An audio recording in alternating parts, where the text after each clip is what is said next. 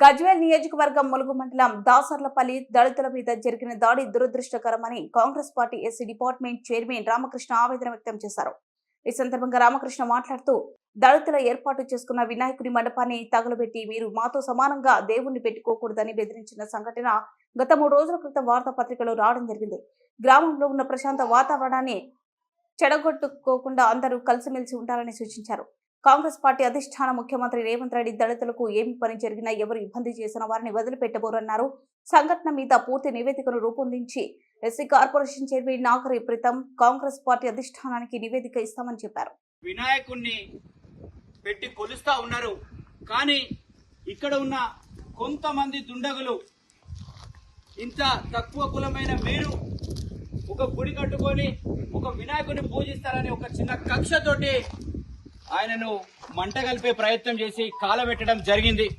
ఇక్కడున్న ఈ అన్న వీళ్ళందరూ ఇక్కడ కలిసి చెప్పారు. వీళ్ళందరికీ మా కమిటీ సభ్యులు మేమందరం కలిసి ఈ గ్రామస్తుల ఇన్ఫర్మేషన్ అందరం ఏం జరిగిందని ఈ పెద్ద మనుషులందరూ కూడా ఇన్ఫర్మేషన్ చేయడం జరిగింది. కానీ మేమందరం ఒకటే మేము రిక్వెస్ట్ చేస్తా ఉన్నాం, రాజ్యాంగం ప్రకారం ప్రతి కులానికి ప్రతి మతానికి సమాన హక్కులు కల్పించిన ఘనత డాక్టర్ బాబాసాహెబ్ అంబేద్కర్ గారిది. కానీ ఇంకా 70 సంవత్సరాలు పూర్తి చేసుకున్న స్వాతంత్ర భారతంలో కూడా ఇంకా ఈ అంటరానితనం పోవట్లేదు. అందరు సరి సమానంగా బతకాల్సిన రోజులు ఇవి.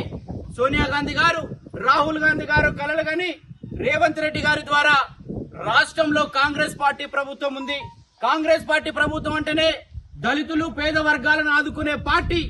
కానీ ఇక్కడ ఈ జరిగిన సంఘటనను రాష్ట్ర వ్యాప్తంగా కూడా ఎక్కడ మరోసారి జరగకుండా జాగ్రత్తలు తీసుకోవాలి. మీ అందరికీ కూడా కాంగ్రెస్ పార్టీ తోడ ఉంటుంది. ముఖ్యమంత్రి రేవంత్ రెడ్డి గారు, ఎస్సీ కార్పొరేషన్ చైర్మన్ ప్రీతం గారు మేము తోడుంటామని చెప్పడానికే మేము ఇక్కడికి రావడం జరిగింది. అక్క, అన్న, మీరందరూ ఎవరు అధైర్యపడద్దు. రాష్ట్రంలో ఎవరికి ఏ దళితులకు ఏ కష్టం వచ్చినా కూడా రాష్ట్ర ప్రభుత్వం ఉంది, మేమందరం కూడా ఉన్నాం. మీకు తగు న్యాయం చేసే వరకు కూడా మేము ఇలాగనే పోరాడతాం. మీ కాంగ్రెస్ పార్టీ అండగా ఉంటుంది. ఇప్పుడు మళ్ళీ మేము ములుగు పోలీస్ స్టేషన్ కూడా పోతా ఉన్నాం. అధికారులను కూడా సంప్రదించి తగు చర్యలు తీసుకోవాలని కూడా వాళ్ళని అడగడం జరుగుతుంది. మేమందరం మీకు తోడుగా ఉంటాం. కాంగ్రెస్ పార్టీ మీకు అండగా ఉంటుందని తెలియజేస్తున్నారు. ధన్యవాదాలు.